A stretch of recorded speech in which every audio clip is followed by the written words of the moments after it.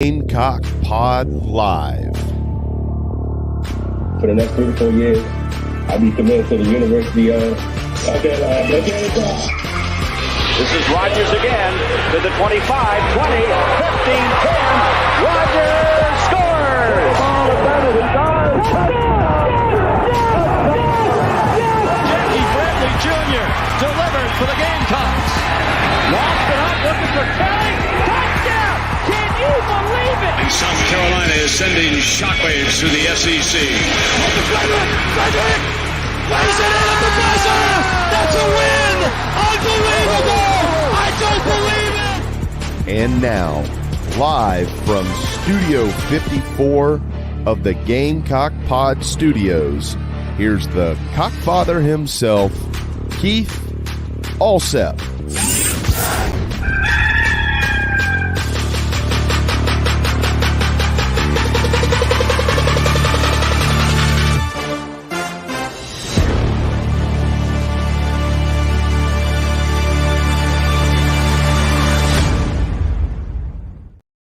All right, everybody, welcome in to Gamecock Pod Live for Cocktober the 11th. We had a little technical difficulties there to start the show, but we are live from Studio 54 of the Gamecock Pod Studios, brought to you by BP Skinner Clothiers. You may notice this beautiful Holderness and Bourne polo that I'm wearing today. Go by BP Skinner Clothiers, located at 1003 Gervais Street in the heart of the Vista. And you can pick up one just like it, as well as get fitted up for some tailor-made suits, sport coats, slacks, shirts, whatever your clothing needs are. BP Skinner Clothiers has got you covered. At BP Skinner, we build our reputation on the perfect fit of trust, quality, service, and style. It is our privilege to provide you professional and individual attention to help create a wardrobe that distinctly identifies you. Excellence is our passion. We strive to make our quality and service as exceptional as the clients we serve. Brent Skinner has been building relationships and serving clients for over 17 years. A graduate of the University of South Carolina and a lifelong Gamecock, he and his lovely wife, Marlo, opened BP Skinner in 2012. And now they are excited to be in the heart of the historic Vista. Brent believes in providing clients with the best quality clothing at a fair price.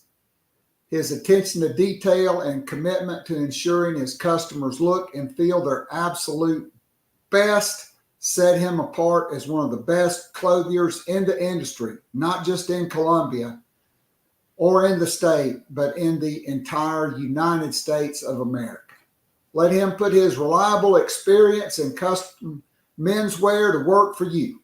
He also enjoys playing around the golf, and I have a feeling he will be at Williams-Brice Stadium on Saturday afternoon when the Gamecocks take on the Gators, thanks to BP Skinner Clothiers in Columbia for this lovely polo and for being the title sponsor of Gamecock Pod Live. Now, into your Nana Sports news, notes, and headlines. Go ahead, jump in the Nana Sports chat box.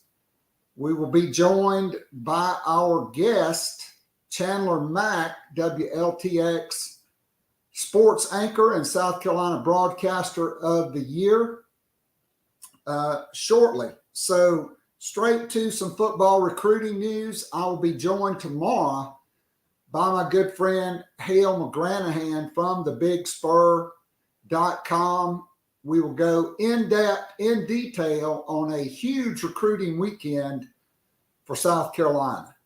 And so there'll be a lot of 2024 guys, 2025 and 2026. I like to focus on the present.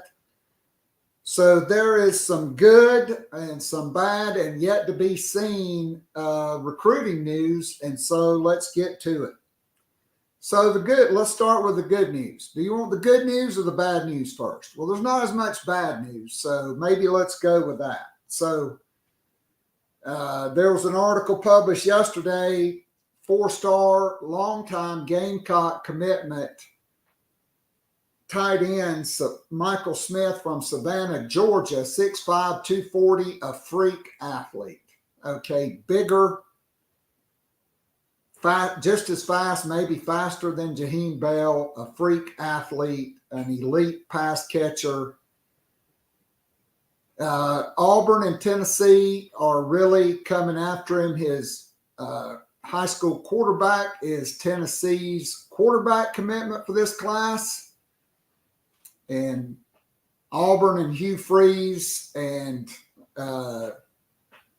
basically the gutter or the ditch that is Auburn football and recruiting is making a major move here. It's important for the Gamecocks to get him back on campus as quickly as possible. Now, to the good news, which is more prevalent, and that's what we like, okay? 4-star cornerback from southwest Georgia, Schley County, Jalewis Solomon publicly decommitted from Auburn yesterday. Torian Gray's been all over this one. Quite frankly, it was a shock and a surprise when he did not commit to South Carolina. Hale McGranahan yesterday issued a crystal ball for the Gamecocks, the Oracle Steve Wiltfong on the 24/7 Sports Network. And all the guys in the industry, all signs point to the Gamecocks with Jalewis Solomon. 4-star commitment, Braden Lee, who's been getting a lot of attention from Maryland, from the DMV, Charles Herbert Flowers High School. He will visit South Carolina this weekend. It's a very important visit for him to ward off Mike Loxley, and let's just call it like it is. Maryland's having a hell of a year. They were undefeated. They went to the Horseshoe, and they played Ohio State off their behinds for the first 3 quarters and had a chance to win that game going into the 4th quarter, much like South Carolina did at Georgia. They trailed by a field goal with the football to start the 4th quarter. Ohio State poured it on, though, and won going away 34-17. 4-star defensive end, Cameron Fountain, a national top 100 player and a guy that, other than Dylan Stewart, probably was South Carolina's top defensive end target. He's on the verge of decommitting from Southern Cal. He will visit South Carolina this weekend unofficially. Gamecocks looking to get him in for an official visit later. He's on flip alert. I also wouldn't be too shocked if Jalewis Solomon was not on the sidelines with the recruits and in the stands for this weekend's game against Florida. 4-star running back target Daniel Hill, who was all set to commit to the Gamecocks in August, a family member who wants to see him at another SEC school got him to prolong it. He will be back in town this weekend, and this is a big-time weekend for South Carolina. And then the Gamecocks have offered Marion defensive back and Kentucky commitment, Quaysheed Scott, 5'11.5", 185, from Marion High School, the cousin of Gamecock defensive tackle TJ Sanders. He's going to Kentucky this weekend, but I think that's their last hope for him. ultimately, I look for this one to flip the Gamecocks. They wanted to see the senior film. He's been very impressive. And again, let's call it like we see it. Mark Stoops has made a living and been very successful on getting second-tier players out of other states that the in-state schools later regret not taking, like out of the state of Ohio, out of the state of Michigan, out of Florida, out of Alabama.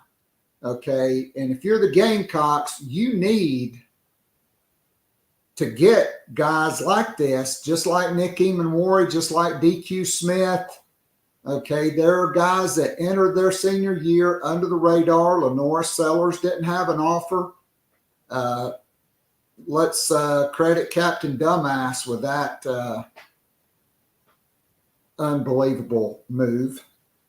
And so I like where the Gamecocks sit with him. Okay, in the yet to be determined category, Gamecocks offer 4-star Aiken wide receiver Braylon Staley, 6'8", 6'180". He is currently committed to Tennessee. Dowell Loggins was not the offensive coordinator during his junior season. They wanted to see him in person in summer camp. He was taking official visits. He thought he was going to go to Clemson, wanted to take all his visit. Clemson got out-of-state commitments. They filled up. It wound up being North Carolina and Tennessee. He committed to Tennessee. Now that Dowell Loggins has seen the senior film, that Justin Steps watched him in person, South Carolina is trying to make a major move there. It remains to be seen what will happen, but the Gamecocks are now in contention. They look to get him on campus in November for an unofficial visit, and then an official visit in December. Somerville High School wide receiver Yannick Smith, 6'3", 190, committed to East Carolina. Gamecocks continue to monitor him. He will be at Williams-Brice Stadium this weekend for his, I believe, second or third unofficial visit. He's had a very impressive senior year. And with the Gamecocks losing out on Keelan Adams and Jonathan Paylor, they are looking to sign more wide receivers. And so that is a guy to monitor. And so without further ado, let's go out to the guest line and let's bring in the Mac attack. Chandler Mac, WLTX sports anchor, looking dapper with the V-neck tee and the sports coat. Yeah. Man, I feel like I'm getting cut over here. You so sharp. Oh, man. Doing, my friend? Appreciate it, Keith. Yeah, I'm doing good. Yeah, it's the day off today. Going to head out to the South Carolina State Fair later on. Participate in the boiled peanut eating contest. So, yeah, which is going to be presented by the Lexington County Blowfish. It's my third year doing it, so I'm really excited. I feel like now I've kind of got my bearings under me with it, right? Because I've done it 2 years in a row now. So, yeah, we'll see what happens. Got some stiff competition, though, so yeah, it's going to be tough. But, yeah, it should be fun. How you doing? I'm doing well, but I'm concerned. Do you live by yourself? Because in the aftermath of eating a lot of boiled peanuts, there could kind of be some gastrointestinal issues that need to be aired out there. Maybe pick up some Febreze and some Lysol on the way back to the crib. Absolutely, yeah. Thankfully, I have a very strong stomach, Keith. So, yeah, in years past, yeah, my stomach hasn't been too bad. And that not to mention, like, because I'm going to be at the state fair, I'm probably going to get a whole bunch of other stuff that, you know, is not really the healthiest things to eat, aren't the healthiest things to eat. But, yeah, thankfully, yeah, my stomach is pretty strong. So I should be good. But just in case, yeah, I got the Febreze ready on standby. All right, I like it. So Texas State Fair going on, just like the South Carolina State Fair. Of course, you had Oklahoma and Texas there this past weekend. I've actually been to that game and to the state fair. And bro, you can just walk out at halftime and go get a gigantic turkey leg, corn on the cob, ice cold beer, and then go back and get your funnel cake if you still got room for that. Those are must gets at the Texas State Fair. So I'm sure there's a lot of good fried food. I think they fry everything at the South Carolina State Fair. So, Dude, I'm telling you, man. Yeah, it was. I was seeing. So this year, I think some of the new items are. They already have the donut burger, right? So now this year they're gonna have the donut dog, right? So now, just putting the hot dog on the donut. So kind of, interested to see how that looks. But then they're gonna have a dill pickle pizza. Right. And that's the one where I'm like, all right, I might actually have to try that because I'm a big pickle guy. And then apparently they're going to do it where, it's filled pickles. And then the sauce, instead of it being marinara sauce, I think it's going to be ranch. And I'm like, it's pretty intriguing. Right. Then they got some different drinks, non-alcoholic drinks there that I'm going to probably try as well. So, I'm excited, man. It should be fun. I'm glad that they kind of, added new stuff to the menu this year. Because, like in years past, I think, with COVID and everything, they were just like, all right, well, let's just keep it simple. But now that COVID has kind of subsided a little bit, they're like, all right, let's try to be fun. So, it should be a good time. Well, no doubt about it. And so I got to ask the question here. Okay. All right.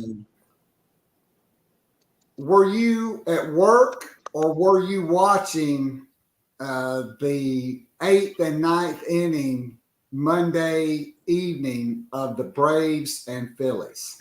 Oh my God, dude, I was at work. So fun story. So our main anchor, J.R. Barry, he is a big-time Atlanta Braves fan. I mean, die-hard Atlanta Braves fan, right? So he was, like, on the edge of his seat, and he was just, like, and his desk, like, kind of right in front of mine. And he's like, oh, yeah, Chandler, it's 4-0 right now, and all of that. And then it became 4-1, and then it became 4-3, right? And he was like, all right, they're doing something, right? And then Riley came to the plate, and, man, when he hit that home run, well, I tell you, JR went crazy. I was like, oh, man, okay, all right, well, all right, it's 5-4. Let's see what happens. Still got the 9th inning, right? And then like we've been down this road before, especially with the Atlanta Braves outside 2021, right? So, let's see what happens in the 9th inning.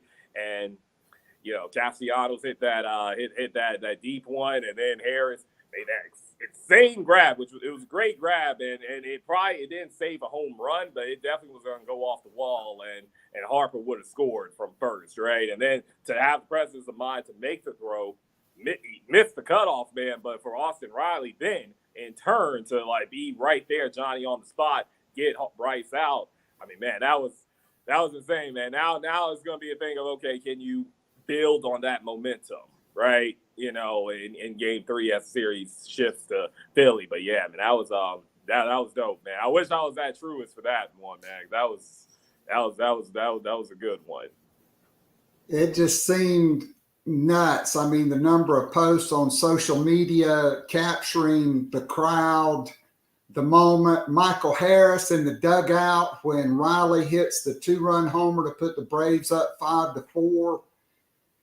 And then he travels 96 feet in less than 2 seconds or 3 seconds, makes that play. Ozzie Albies, he missed that ball. He did miss a cutoff, but you got 2 other guys, and Riley just instinctively, like fielding a ground ball, just scooped that thing, and I mean, he delivered a dime to first base to double off Harper because he was like, dude, he ain't getting that. I'm scoring from first base. And let's face it, other than Ronald Acuna Jr., he is the best player in the National League. Absolutely. And in a lot of years, the best player in baseball. I mean, he can do it all. Yeah. And man, now today, the Braves going with their all-star, Bryce Elder, Texas Longhorn, been in a lot of big situations. I'm anxious to see what he can do. When my family, when we visited Truist Park this summer, we actually got to see him pitch. Yeah. Well, he didn't have his A game that day, but the Braves did beat the Twins 6-1. And Ronald Acuna murdered the baseball the first two at bats and hit home runs. So sheesh, yeah. It was awesome. Yeah. But, a lot of turmoil, though, a lot of controversy, because you're seeing teams that play in the wild card round. They are crisp and they are dominating all the teams that are, that won more games that got buys, like the Diamondbacks. They're up 2-0 on the Dodgers. We saw the Rangers sweep Baltimore. Exactly. I mean, who won 100 plus games. Yeah. I mean, we saw the Braves for the second straight year. They were on the verge of going down 2-0 to the Phillies. And, it's been chaos in the playoffs. And I think they may look at what they're doing here and come up with a little bit maybe better system, because I think the teams that are off for a week, it just throws them off. Yeah. Yeah, no, I definitely agree. It throws them off a little bit. And then I think, what we're also seeing, the baseball season, it's been 162 games for years now, right? For decades now. But I think what we're also seeing is this is why champions aren't made at the All-Star break in July, right? Like you got to sustain that momentum. And, maybe some of these teams, they should have not taking their foot off the gas, right? Maybe they should have played their starters a little bit more down the stretch, just so, okay, hey guys, you're warmed up and you're geared up in preparation, knowing, hey, like you mentioned, you got that week that you're going to be off for the wild card round, just to stay loose. Because I think Coach Braves manager Snigger, he kind of touched on it at the end of his in post game. He was just like, "Yo, we weren't." They took them a couple of innings, right, to get going and to get their legs back under them and get the bats up. I don't think he anticipated taking 14 innings. That was literally their longest scoreless drought of the season, right? But it did, just because, like you mentioned, you're off a week, and a lot of those guys, probably didn't play down the stretch in September because they had at least clinched. I want to say in August. I'm kind of I'm an in and out Mets fan, just because they put me through it, especially over the last decade plus. So don't get me started on that debacle. But man, but it was just they had it clinched. They were good to go. And then when you're playing against a Philadelphia team that knows you and knows, hey, they can go in Atlanta and beat you, that makes it a lot tougher. And yeah, man, we'll see, because like you mentioned, that having that week off, it's great because you get rest and you can get prepared. But it's tough when you got some teams coming in there that are rolling off of that wild card victory. No doubt about it. So, hey, this is not the Chop House podcast. This is GamecockPod Live. And so Gamecocks were off last week. All right. Shane Beamer met with the media yesterday. Your impressions of his press conference? I thought he touched on, one of the things that they really wanted to do was get rest and just reflect on the first 5 games of the season. And I thought that my interpretation was, okay, they're prepared and they know, okay, look, it was hard. Those first 5 games were difficult, but hey, the road's not gonna get any easier, right? And then I love that he gave I think Gene asked him about give his assessment of the first 3 years, and he was honest. He was like, "Yeah, I think we've made strides, but the reality is, in year 3, we did not want to be a 2-3 football team. We anticipated that we were going to be better, and I appreciated that, right? Because there have been guys here. I'm not going to say no names, but that said, hey, we've won more than this person or that person or whoever, but it's like, yo." Don't be satisfied with that, right? Like at the end of the day, just don't be satisfied. Even if, the schedule was tough, you did play all these top 25 teams. It's like, we at South Carolina, we are not satisfied with being 2-3 through the first 5 games. So I really appreciated that honesty. It seemed like when he was asked about the offensive line that he was still kind of, I can't go into it. I think that's what he said. Like, can't go into who's going to be the 5, the best 5 that's going to be out there. And he's still, you can tell he's still very upset, and not upset, but it's the reality. He's got all these offensive linemen that he anticipated would be big parts of the team. Jalen Nichols, Casey Henry, Marquis Anderson, that he walks past every day, and they're injured right now. So I know that's, I think even he said Ja'Kai Moore is dealing with something, but I think he said ultimately he's going to be back Saturday. Well, he's anticipating that he's going to be back.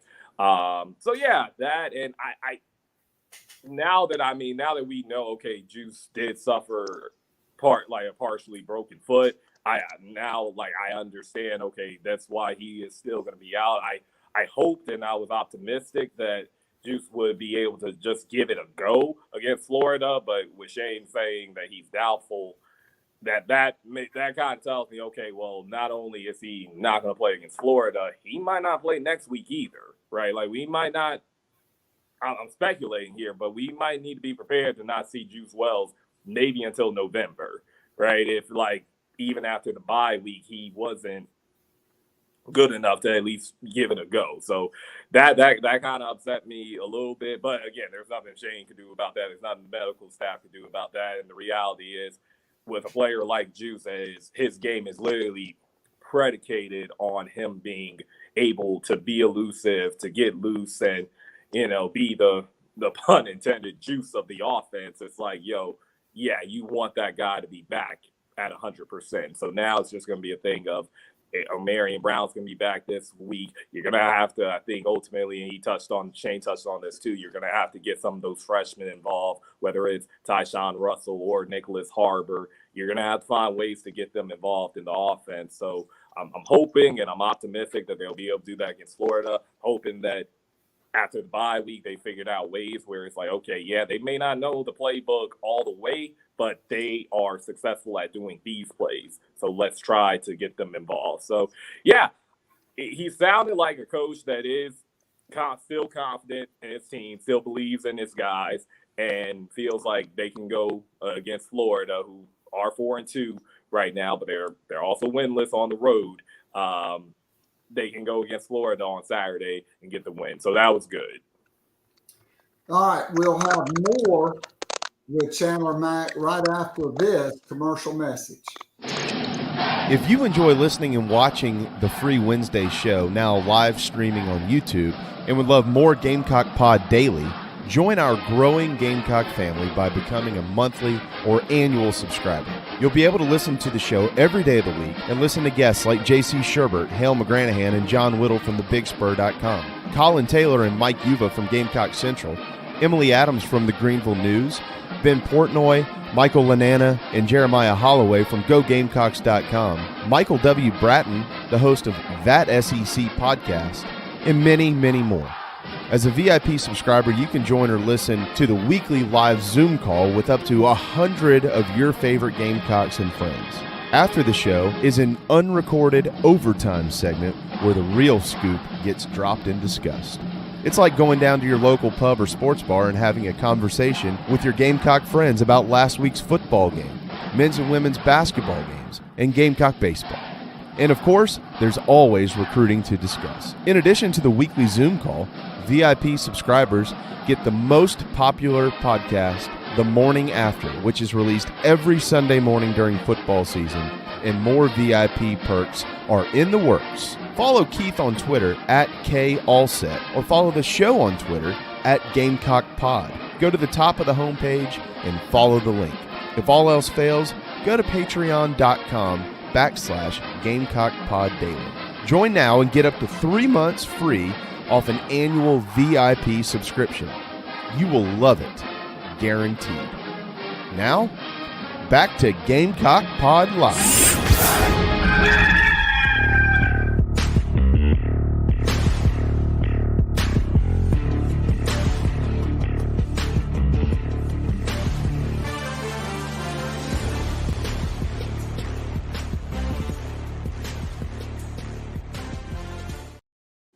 All right, and we are back with Chandler Mac from WLTX in Columbia, South Carolina, Sportscaster of the Year. And so, Chandler, let's dive in. I mean, you hate to do it the sixth game of the season, but this is a must-win game for South Carolina. They are a 2.5-point favorite, and the last 13 games, it's 7-6 Florida. It could easily be 7-6 or greater South Carolina, as they let a couple of these games slip through their fingertips. But looking at the last two games, the home team has just boat raced the visitor. Danny Kicks and the Gators in Columbia, Jason Brown's first career start in 2021, Gamecocks were up 40-10 in that one, and it really wasn't that close. The final was 40-17. South Carolina had beat Kentucky. They had beat Texas A&M. They laid an egg at home against Missouri and then went to the Swamp and got absolutely dusted, dominated, run over by a freight train. But 38-0 for most of that game, and they get a special teams touchdown pass from Kai Kroger to DeKirian Joyner for their only points, and then everybody leaves them for dead, right? Yep. And then the next week, they hang a 63-piece on the Vols, beat Clemson, and knock both of them out of the college football playoff. Mm-hmm. Take that, Big Orange. Yeah, exactly. The Gators, 2-13 in their last 15 games away from the Swamp, and Sunbelt Billy 1-7, and the one was his second game as a coach of Florida at USF in Tampa, and USF rallied, had the ball inside the 5-yard line with a chance to win the game with a touchdown or tie it with a field goal, and the center snapped the ball past the quarterback, and they missed a long field goal at the end of that game. All the storylines, right? Like Shane Beamer and Billy Napier, those were the two guys that this job boiled down to. Shane Beamer was the pick. Billy Napier knew it. Yeah. His agent put it out. He was staying at Louisiana. Then he gets a Florida job. And then, Shane Beamer faces him last season and just gets absolutely obliterated. You got to believe this game means a lot to Shane Beamer, and it means a lot for this Gamecock team. They got to get back on track Saturday afternoon in a sold-out Williams-Brice Stadium at 3:30 on the SEC Network, and the Gamecocks are a 2.5-point favorite in this game. Yeah. No, everything that you just echoed, Keith, for sure. I absolutely agree with it 100%. And if you look at this team in years past under Shane Beamer after a bye week, they're 2-0, and they usually come out of that bye week and they have some of their best performances of the season. So I'm anticipating that to hopefully continue. And like you mentioned, this job, it boiled down to Shane Beamer and Billy Napier. And Ray Tanner ultimately went with Shane Beamer. And that first matchup last year, well, them two head to head, it did not go the way Shane wanted it to go in any way, shape, or form. And I think he recognizes that, even though he said, we haven't talked about the game with our guys at all. I'm like, no. I mean, you had to mention it. Like, you don't get beat 38-6 and just walk around and stroll around and be like, oh, no, it doesn't matter. Like, it's a new year. No.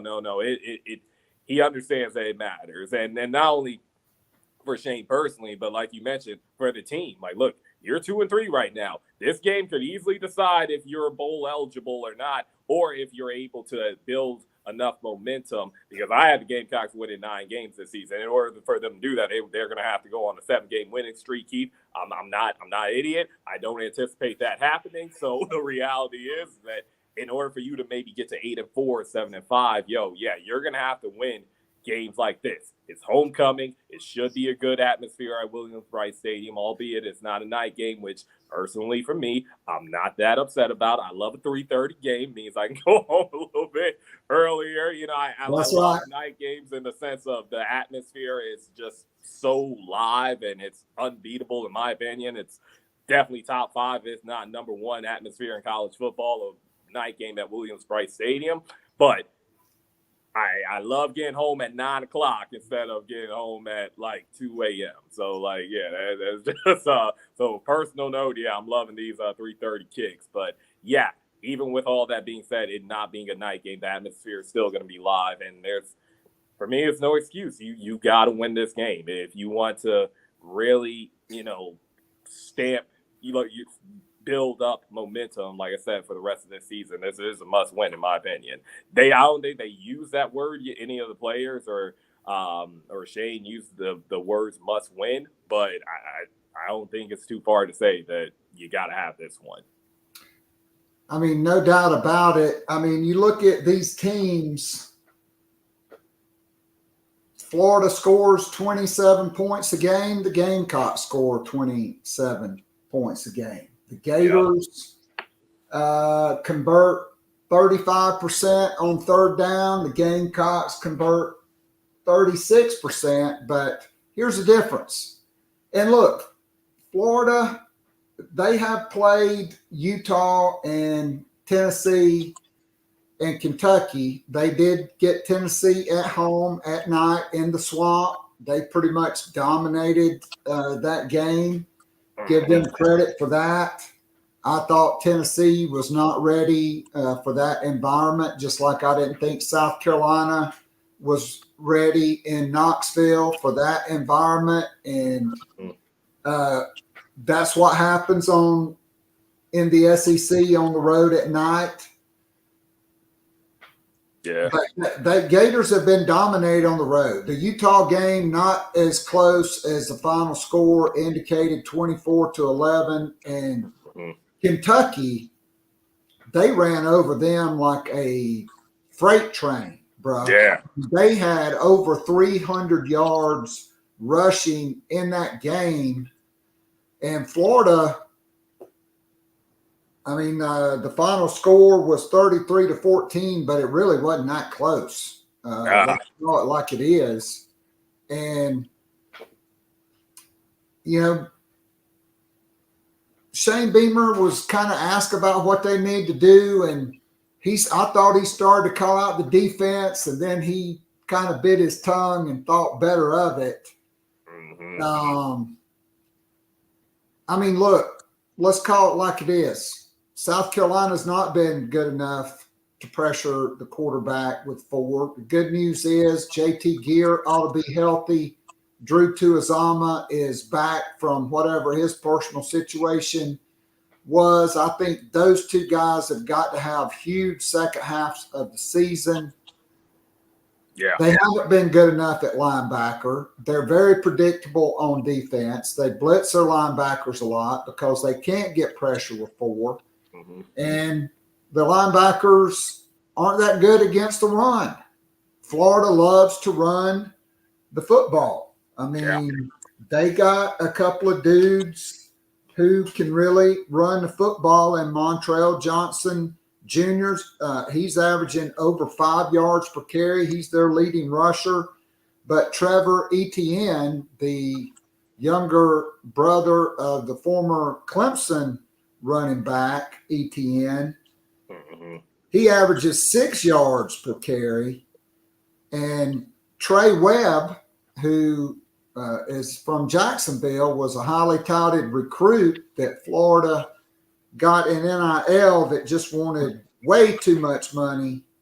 He's averaging 6.6 yards per carry. And the Gators, they run for 153 yards per game. And then Graham Mertz, the transfer from Wisconsin, who's kind of a statue, they run a very controlled, short passing game. I mean, if you look at his number of completions, he has 148 completions, and he's thrown for about, 1,480 something yards. So it's right at 10 yards per completion. They don't protect. They don't throw deep. They use the screen game, quick game. They get the ball to their backs, their tight ends, very controlled. And he's completing 80% of his passes. And to me, it all starts with Clayton White's defense and the crowd getting behind them on Saturday. Gamecocks cannot allow the Gators to convert 44% of the time on third down and expect to win this game, which is what the Gamecocks are allowing on the season. Exactly. Yeah. No, they cannot do that under any circumstances. And yeah, you mentioned, the Gators, they're fourth in the SEC in rushing yards per game, and you mentioned all the guys that they have, and it doesn't really help when the Gamecocks are like bottom of the SEC in rushing yards allowed. I think they're giving up like 141.6 over the first 5 games. So yeah, that's definitely going that presents a big challenge. That's probably going to decide this game, Keith, if I'm honest. Like if the Gamecocks can hold the Gators, they don't have to hold them to what they held Mississippi State to, which I think was like 32 rushing yards or whatever. They don't need to do that, but just maybe hold them to under 150, because like you mentioned, they got about 3 guys that they can go to at any time. So just it's only natural that, okay, those 3 guys are going to rush for over 100 yards. Like we were fooled, like we're kind of fooling ourselves if we think they're not going to be able to do that against this Gamecock defense, especially given the fact that,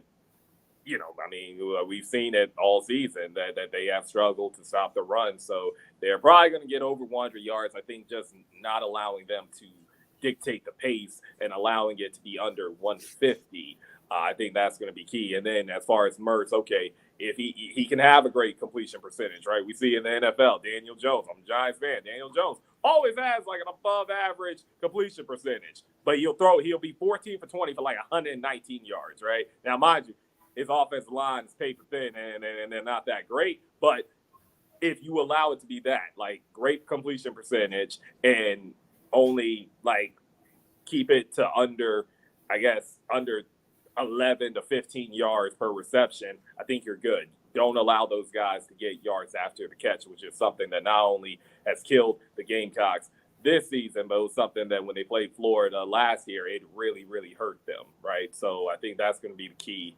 Some of the keys to victory. But yeah, long story short, they got to make sure that they stop those running backs. All right, so I know this was before your time because you're a young buck, okay, but is it time for Clayton White to just go full on Joe Lee Dunn? Because like I said, they're not good enough to get pressure with 4.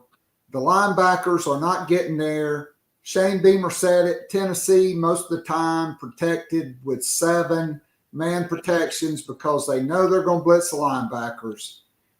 Is it time for South Carolina to just go man up in the secondary, 0 coverage, and start bringing the house, and then all of a sudden throw in the okie doke and back out and try to surprise the Gators? Because I mean, you can die a death of 1,000 cuts, right? And if Florida, particularly with the running clock now, if they're just grinding it out, your major weapon is on the sideline, and that's Spencer Rattler and Xavier Leggett and the Gamecock passing attack, which is going for over 312 yards per game and was more than that prior to the Tennessee game, right? Exactly. And so what's the fix on defense before we move to offense and special teams? Yeah, I mean, I don't think that's like necessarily the worst idea. Is to at least throw that in there, right? Throw a couple of zero coverage in there, because I think you now, with the bye week helping out and guys getting healthy, and then also the bye week helping out, and guys getting healthy, but then also just the fact that you have guys like Marcellus Dial, and hopefully, I think Shane said O'Donnell Fortune should be back this week. I think those are guys who are capable of playing man-to-man coverage and being successful, at least against Florida, right? I think they're very much capable of doing that. And then, I mean, I think you got to do something, because clearly, like you mentioned, you're bringing the linebackers, but teams have been able to adjust to that. So it's like, okay, let's figure out some different ways to get a pass rush going. And again, you hope that guys like JT Gear and Drew Tuazama, that they'll help out in the pass rush game. Then also you're hoping, okay, Jordan Strawn, who had a really good game against Furman, but has kind of slowed down a little bit, you're hoping that he can get back going. And TJ Sanders, he was hurt in the Tennessee game, but Shane said he should be back. I think he still leads the team with 3 sacks right now. So you're hoping, okay, that can continue. Hopefully Tonka Hemingway, who was a guy that led the team in sacks last year, you're hoping that he can kind of get back to form and what we thought he would be this season in terms of getting to the quarterback. I think, but throwing in some exotic packages with bringing guys, more guys, blitzing more guys, I think that would help this defense, because at this point, I mean, you're 5 games in, and like I said, you're last in the SEC in yards allowed, next to last in the SEC in yards allowed, and you're the worst pass defense in the league right now. I think a lot of that necessarily isn't because of the defensive backs necessarily. It's really because you can't get to the quarterback, and most quarterbacks, especially at this level, they're good enough. Hey, if you give them 4 to 5 seconds to throw the ball, and they know they got time and they can move around in the pocket and move outside the pocket and find a guy, they're going to find them. The receivers are too good and the quarterbacks are too good. So you're going to have to get a pass rush going if you hope to have any additional success this season. Yeah, maybe you need to figure out an adjustment when you get DQ Smith on the fastest guy on the field. Like after the first time, you got to come off of that. And, in the past, the first 2 years, it was like, man, after a while, you were just like hoping the game wouldn't be over at halftime because Clayton White would make good second half adjustments. This year, the Gamecocks have been worse on defense in the second half than the first half. And certainly a couple of third quarters against North Carolina and Georgia really turned the tide. That was a neutral site and away from home. But even against Mississippi State, I mean, you're basically last in the SEC because you let Will Rogers throw for over 480 yards when I don't even know if they were averaging 240 yards passing. They had been running the ball, and they're like get LaDietrich Griffin on a 220-pound nickel safety. And he's like, Yahtzee, let's just keep doing this. And Clayton White never adjusted to that, and they just kept getting beat. Yeah. I mean, you need ultimately, that was it. You needed the halftime to make that adjustment, and he only had the Mississippi State receiver only had like 50 yards in the second half. But that's the thing. I think we mentioned it a couple of weeks ago. sometimes you shouldn't need the halftime and be like, okay, yeah, let's get to halftime, then we'll figure it out in the locker room. Sometimes, yeah, like especially an adjustment like that, like, yeah, EQ's a very good player, but hey, put him on this speedster. It might not be the best idea. Let's figure that out. And like I said, like you said, sometimes you shouldn't need the half to make that adjustment. It should just come to you. So hopefully, because Shane said he met with everyone, he met with the players, met with the coaches, and all of that. So hopefully they figured out a way to where they're not going to need the halftime to make an adjustment. They'll be able to do it a little quicker.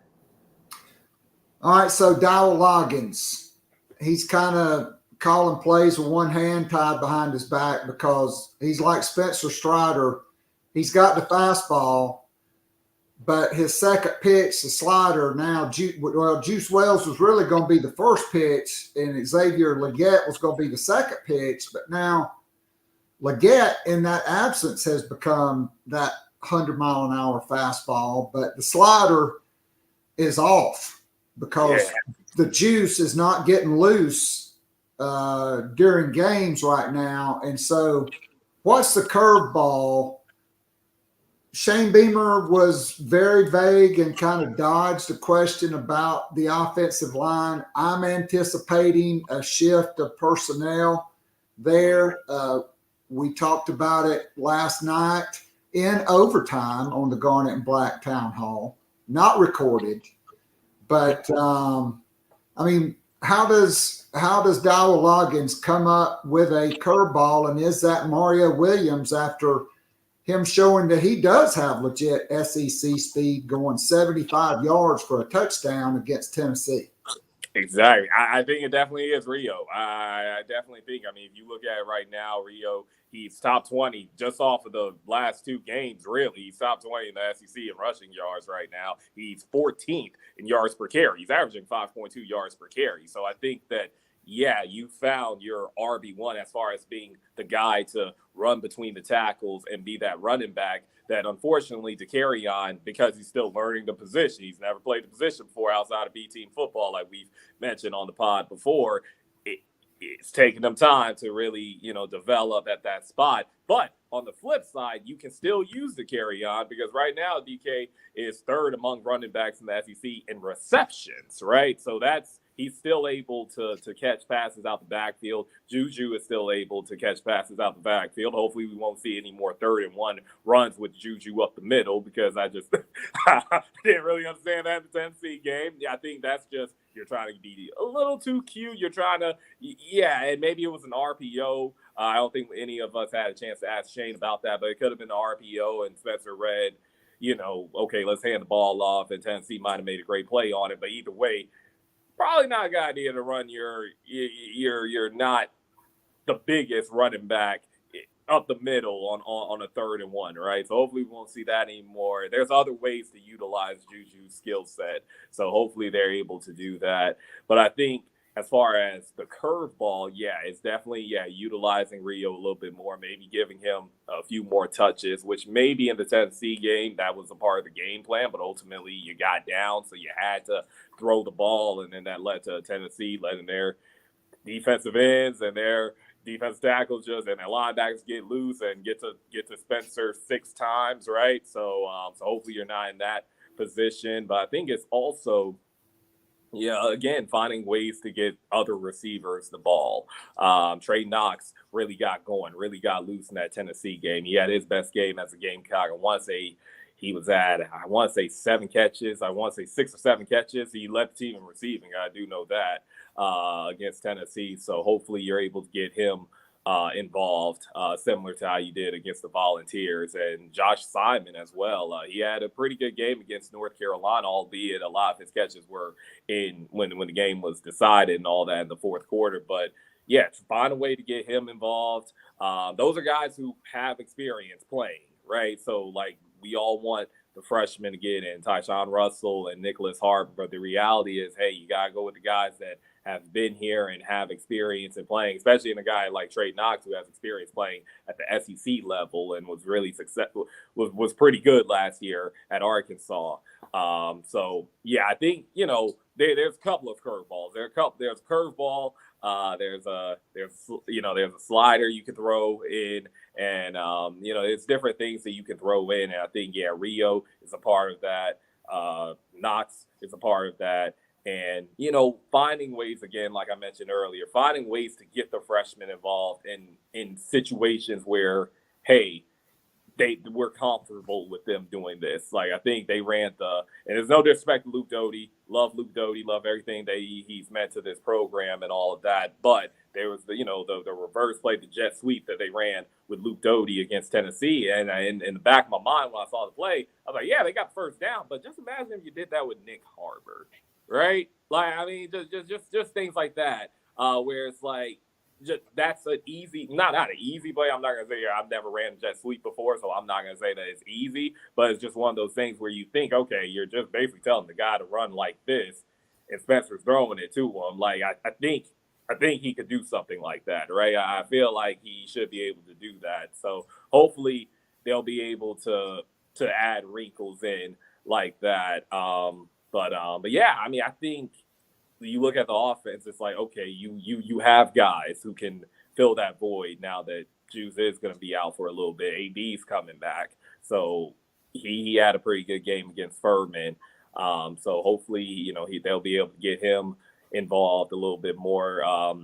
Eddie Lewis as well. He had that good game against Furman, but he's kind of fell off over the last couple of games. So hopefully they'll be able to get him involved as well. So, but again, Keith, everything starts with that offensive line. At the end of the day, if Spencer doesn't have protection, we know that he can be successful. We saw in the North Carolina game, completed, I think, 30 of his 39 passes and threw for, I want to say, 288, or he might have eclipsed the 300-yard mark in that game. So we know he can be successful even if he's getting pressured. But at the end of the day, you don't want that to be a pattern. You ultimately, and especially, like I said, it's the bye week. You should have had time to figure out some things and figure out some plays to put in so that Spencer doesn't have to just, do things on the fly or not be able to be his full self because he knows, hey, I only got like 2-3 seconds to throw the ball. Sometimes less than 2 seconds to throw the ball. No doubt. So, I like the 2 tight end sets. I think Joshua Simon and Trey Knox can be weapons. That also allows you to protect with more guys and run more 3-man routes, high-low, have a guy on the backside, like the play they ran against Clemson to Juice Wells for the 71-yard touchdown. Also like the idea of Amarian Brown outside and Juju McDowell in the slot. I think he could be more effective in those speed sweeps and screen game when you get him out in space. Mm-hmm. But I'm with you. It starts on the offensive line, and here's hoping that if there is a change made, that can kind of solidify. I do think we will see some new wrinkles coming out of the bye week, and I'm excited about it. And so on the special teams, Beamer ball, right? Like that definitely has helped South Carolina win games.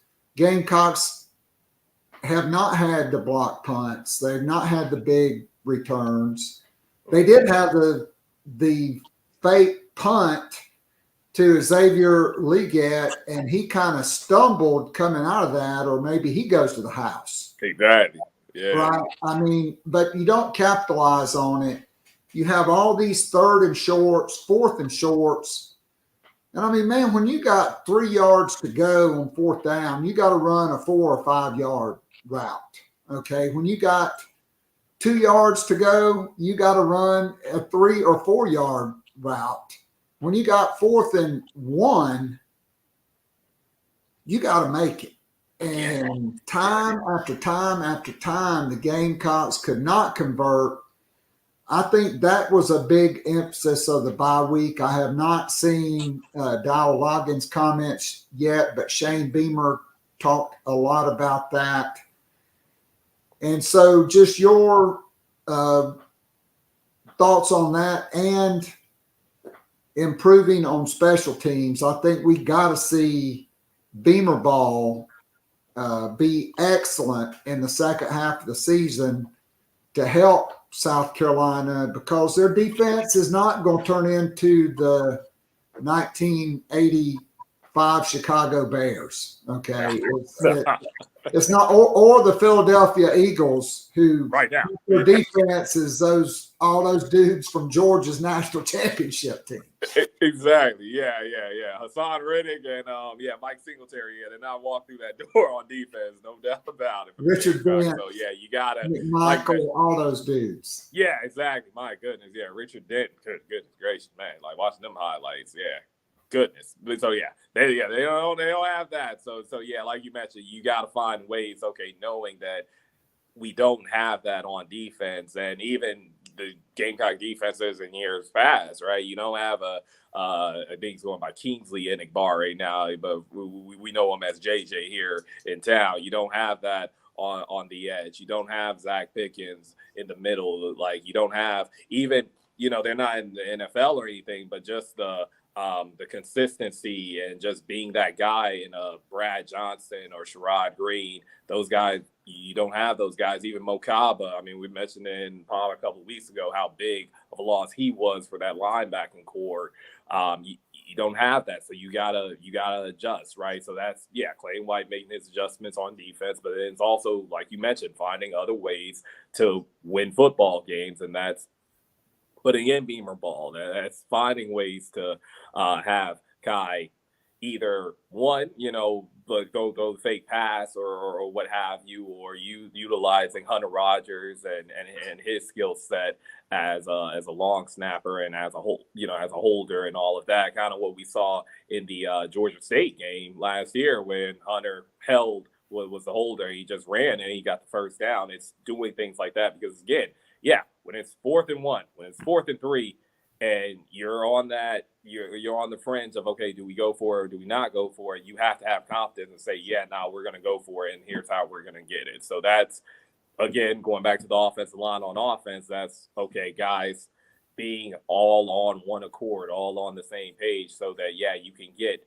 that 1 yard. And you can utilize guys like Mario and DK to a certain extent to get that 1 yard just because he's a bigger guy, right? So, I mean, I'm hoping that that they're able to definitely get better at converting those plays because they win or lose games, honestly. And at the end of the day, especially if you're down there near field goal range, field goals don't win games, touchdowns do, right? So you can get a field goal, but at the end of the day, again, if it's a 4th and 3, you got to have confidence and you got to say, we have number 7 back there. We can get this first down, and here's how we're going to get it.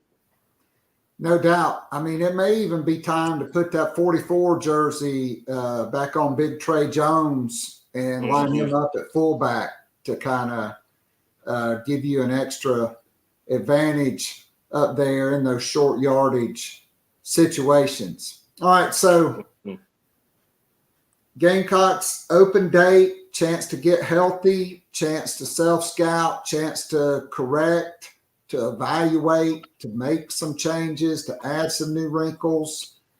7 games left in the season, 5 of them inside the friendly confines of Williams-Brice Stadium. I mean, let's face it, South Carolina may have faced the toughest schedule in the country the first half of the season when you look at it. 3 top 20 opponents, including the number 1 team in the country, who they had on the ropes, who they led at halftime. Had a chance to win that game in the 4th quarter. But then you also have the team that completely laid an egg at Tennessee. But I do think the schedule is kinder, okay? And I don't know if Cocktober will be in full display because there's only 3 games. You do have this one at home. Then the next 2 weeks you're at Missouri, who was really pissing me off last Saturday when they were beating LSU early at home. I'm like, good Lord. You know, LSU rallies though behind Daniels in the passing game, and finally played a little bit of defense. But when you get to November, Jacksonville State, Vanderbilt, Kentucky, Clemson, all winnable games. This game, Florida, winnable game. If you could somehow, and I know as a coach, you take it one game as a time, but as, you know, analysts, talking heads, people that talk about the Gamecocks, we can look ahead because we ain't in the locker room and at practice every day. We don't have to go out there and play. Yeah. But the schedule is kinder, and they do have an opportunity to capitalize and have a big second half of the season, have a winning season, beat Clemson for the second straight year, beat Kentucky for the second straight year, having them at home, and get momentum back. And, you know, it all starts this weekend at Williams-Brice in front of a lot of key recruits, not only for this season, but future seasons. What are your thoughts, Chandler, on this game and on the back half of the schedule for Shane Beamer and company in year 3? So like I mentioned earlier, I had the Gamecocks going 9-3 this year, and I'm still optimistic that can happen. I will never bet against South Carolina, but the reality is that's going to be tough. I am going 9-3, considering that they were going to thinking that they were going to beat North Carolina in week 1. Since that didn't happen, I'm kind of more like, all right, 8-4, that might be the more realistic route. And in order for the Gamecocks to do that, they have to win this Saturday. They have to beat Florida. You're at home. You had a bye week. You had extra time to prepare for them, had extra time to get guys healthy. They're a Florida team that, as you mentioned, they're like 2-13 in their last 15 road games. They're 1-7 under Billy Napier. They're a totally different team, but they're not in Gainesville. You got to win this game on Saturday. And then you go next week to Missouri. And I know Missouri beat the brakes off of you last year. It was a tough game for the Gamecocks, right? And that was homecoming too, right? But I think you can beat Missouri. I think that's a game that, you can win. In theory, it's going to be tough to go to the other Columbia to beat them, but you've beaten them there before, right? And then, again, you get to November, and you got the winnable games. You got the Jacksonville State game. You have the Vandy game. And then, you got Kentucky. And Kentucky's not going to be easy, even though it's a home game. You know, after last year and the shades and all that, Stoops, he's going to have those guys ready to rock and ready to shock the Gamecocks. But the reality is, you can beat them as well, and it's a home game. You got to take advantage of that. And then you got Clemson, and we found out Clemson's not – they're a good team, and I'm not saying it's going to be easy and you got to think that they're only going to get better as the year goes on, and now they're on the bye week, so you got to think, okay, they're going to come back ready to rock. So that's not going to be an easy game, but again, at the end of the day, you are at home. I'm anticipating that's going to be a night game. I'm already preparing myself for it mentally. So you should – again, maybe not should beat them, but it's a winnable game. It's not like 2021 when Clemson came in here, right? And they were 8. I think they were like 8-3 at that time. The Gamecocks had just got their 6th victory and got bowl eligible. It's not that. Like, the talent is a little bit more even at this point in time. So you should win that game as well. And if you do all of that, right, then and maybe again lose like one game, right, down the stretch. If you do all of that, that should get you to 8-4. And I think that when you look at the schedule that they had this year and the injuries that they have had, I mean, they've lost all SEC wide receiver Juice Wells, right? I mean, that's a tough loss. And even if he comes back, when he comes back, that's like 5-6 games that he missed, right? So when you understand that, you lost the linebacker depth. I think you look at an 8-4 record and you can say, you know what, in year 3 under Shane Beamer, you're okay with that. I have no complaints with that. The offensive line not being what maybe a lot of us hoped that it would be, again, because of all the injuries, you can, blame it on that. I think you say they're 8-4, you can live with that. But again, it all starts this week. I said it to a couple of people a couple of weeks ago. I was like, look, if they go 2-1 in this stretch, the Tennessee, Florida, Mizzou stretch, if they're able to go 2-1, that should help them get to 8 wins. But if they go 1-2, or please don't let it be 0-3, then it might be a long year. It might be tough to get bowl eligible. At that point, it might. You're going to have to win a lot to become bowl eligible. So I think again, it all starts this week, and then next week when you play, when you go on the road, you got to win that game as well. I feel like if you want to get to 8 wins, you want to get to 7, okay, maybe you can afford to lose next week. But if you want to get to 8, I think both of these games you got to get. I mean, Missouri, they are at Kentucky this week. Obviously, Gamecock fans are hoping that is a very tough physical game for Missouri. Exactly. And, we don't want any serious injuries, but we don't mind bumps and bruises that may hold some guys out for next week.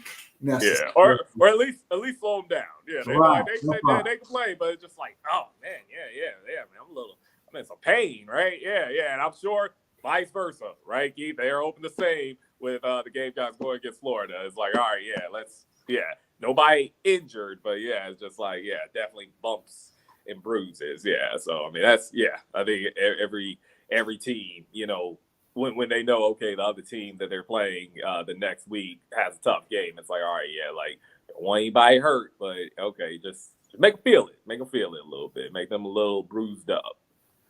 So, I mean, I'm right there with you, simpatico on getting to 8 wins, but all injuries and everything else considered, I think if you can go 7-5 exactly with a second straight win over Clemson, okay, you end the season on a very high note, and you got a chance to get your 8th win in a bowl game, hopefully with a healthy Juice Wells down the stretch. I think that can make all the difference for the Gamecocks because they're going to have to outscore people. I mean, let's just call it like it is. If this game becomes a shootout, I think that bodes well for South Carolina, but it all starts with getting Florida off the field, getting turnovers like they got in 2021 when they got the scoop and score right before the half. They got a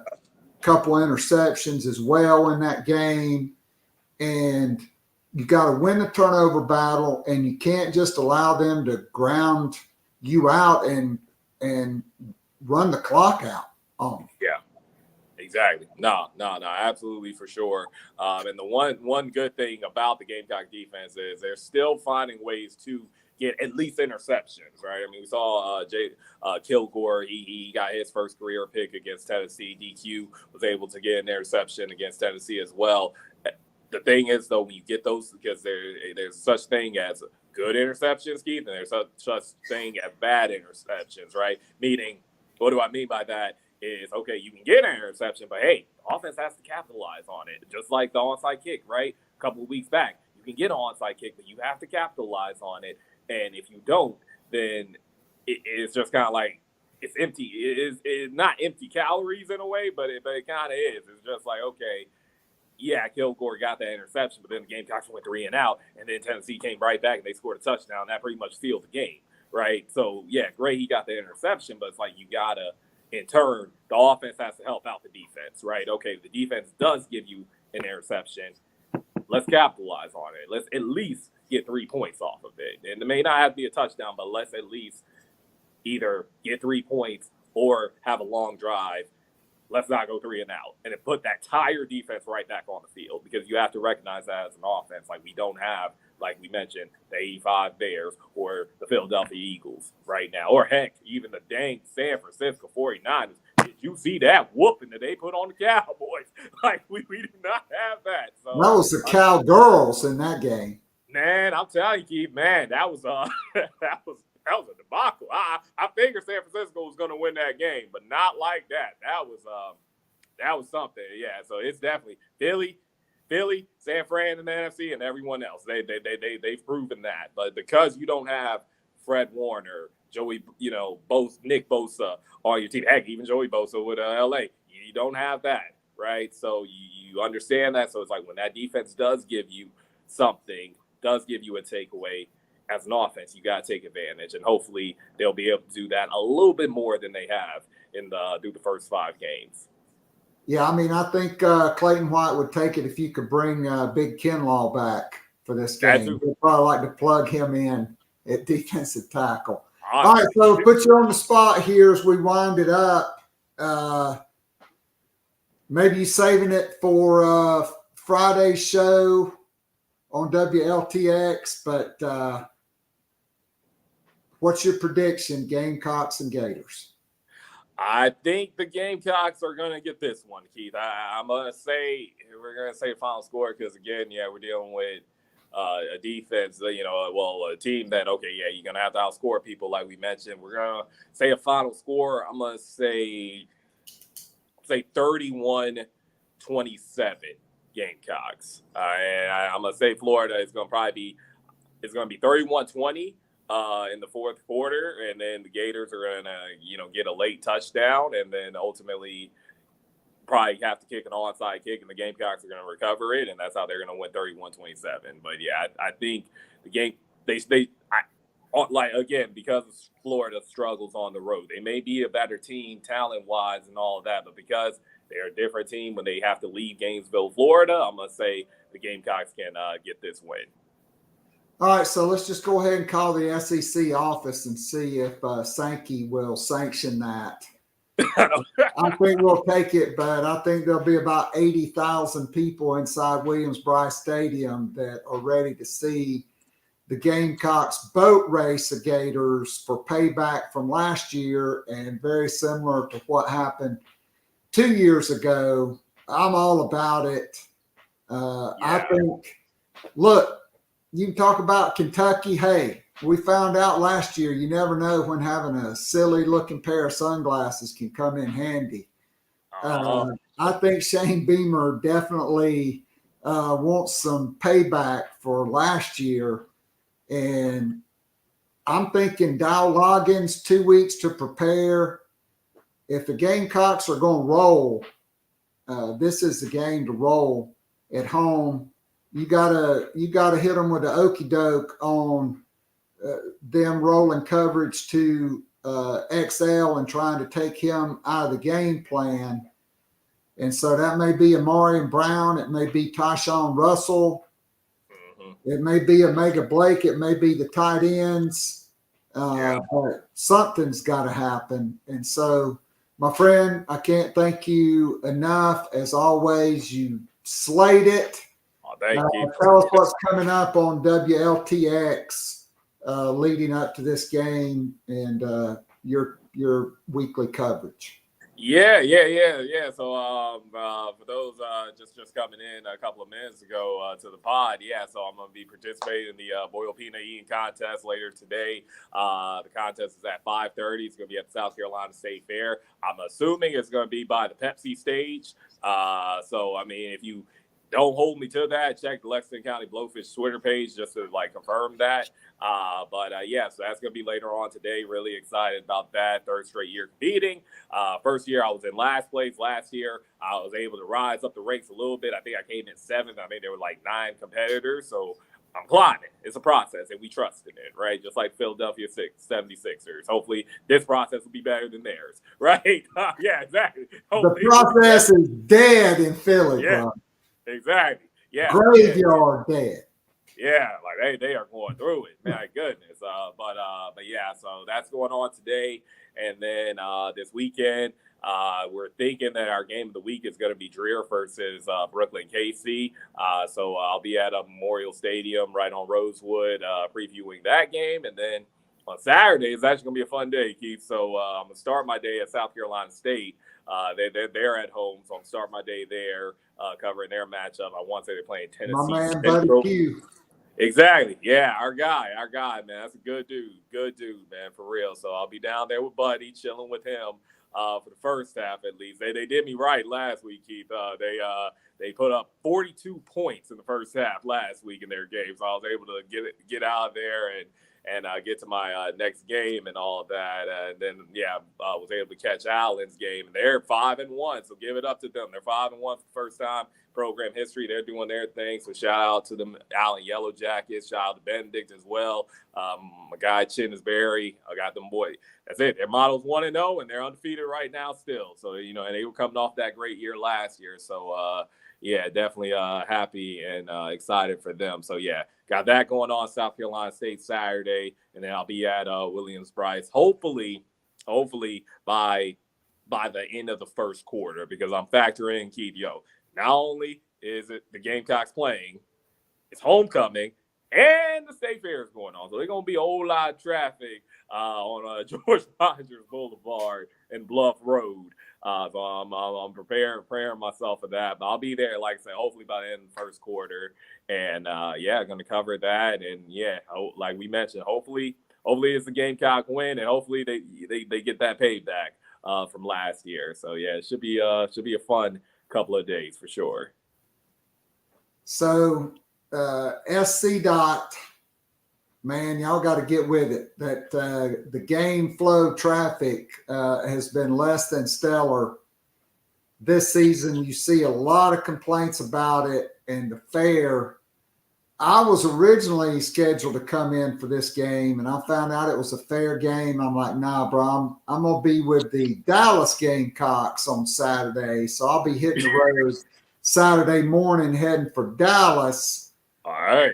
In preparation of getting ready for a big Texas Gamecock tailgate when the Gamecocks travel to take on the Jimbos at the end of the month. So that's where I will be watching the game, and hopefully it'll be the same as last year. I was with the Dallas Gamecocks for the Texas A&M game, and it didn't take long to take the top off Williams-Brice Stadium that night. Because when Xavier Leggett stepped out of that tackle and went, peace out to the house, that was it. And so hopefully some fireworks and the good guys get a win. And you're one of the good guys, and we appreciate you being so generous of your time. Enjoy the rest of your day off. Get ready for that boiled peanut eating contest. Oh, yeah. Good luck with that, my man. And we'll look forward to catching up with you down the road. All right, Keith, as always. Appreciate it, brother. All right. Thank you. Yes, sir. All right. That was Chandler Mac, South Carolina Broad Sportscaster of the Year from WLTX. Special thanks to him and BP Skinner Clothiers for this beautiful Gamecock polo that I'm wearing today. And one more time, Holderness and Bourne, beautiful script, Carolina on here, beautiful pattern. BP Skinner Clothiers, the sponsor of GamecockPod Live. And so until next week on the live stream, I'm out of here. Brent is a great dude, and his entire family. And we believe in promoting and supporting Gamecock-owned businesses.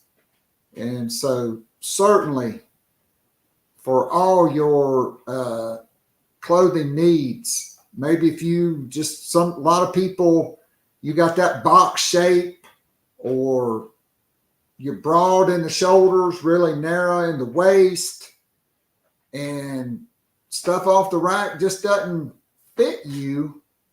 Okay. Or if you're like really a fitness nut and you are like a 40 regular, but because of your shoulders and your arms and your thighs, you just can't find anything. That's where BP Skinner Clothiers can really help you out by custom fitting and cutting clothes designed specifically to fit you like a glove, whether it's shirts, slacks, sport coats, suits, a beautiful array of neckties. BP Skinner Clothiers in the heart of the Vista. They got you covered, and a tremendous line of great Gamecock gear. And I'll be sporting some more of that Gamecock clothing line from BP Skinner next week. So be sure to tune in for that. I'll be back tomorrow on Gamecock Pod Daily with Hale McGranahan. And then to end the week, we got Mike Uva in. We're hoping to get Colin Taylor in for one final ride, as this weekend will be his final game. That's right, Craig. Shoes as well, off the chain on the shoes. Man, when I was in there a few weeks ago, I was like, man, I didn't realize how sharp those shoes are. They got you covered at BP Skinner Clothier right there in the heart of the Vista, 1003 Gervais Street. So we'll be back next week on YouTube and free on every podcast platform, including iHeartRadio and Amazon Music. So check us out. Also on Patreon, Gamecock Pod Daily. Sign up for a 7-day free trial VIP membership. Join us for the Garnet and Black Town Hall. That's what separates our community from everybody else. It's a live Zoom call. It lasts for an hour. Then we stop recording. We go to overtime. I mean, we had over 60 people last night coming off a bye week. A lot of times it's close to 100 people in there. And I can just tell you this, it's not just dudes either, okay? We got Gamecock hardcore female fans that join in that know just as much about Gamecock football as any dude out there, and they let it roll in overtime. It's one of the favorite parts of my week. And so consider becoming an VIP monthly or annual subscriber. Sign up, get a 7-day free trial, get in for the Garnet and Black Town Hall. That's where it's at. And so I'll be back tomorrow with Hale McGranahan, who will preview this huge recruiting weekend. And then we'll also, in the second half of the pod, have the best of the Q&A from Dowell Loggins and Clayton White. So until tomorrow, this is Keith Alsep saying thanks to Chandler Mac, and thanks to BP Skinner Clothier, and thanks to all of you who tuned in live today and who will be watching and listening. And so I am out of here. Go Gamecocks, and God bless you all.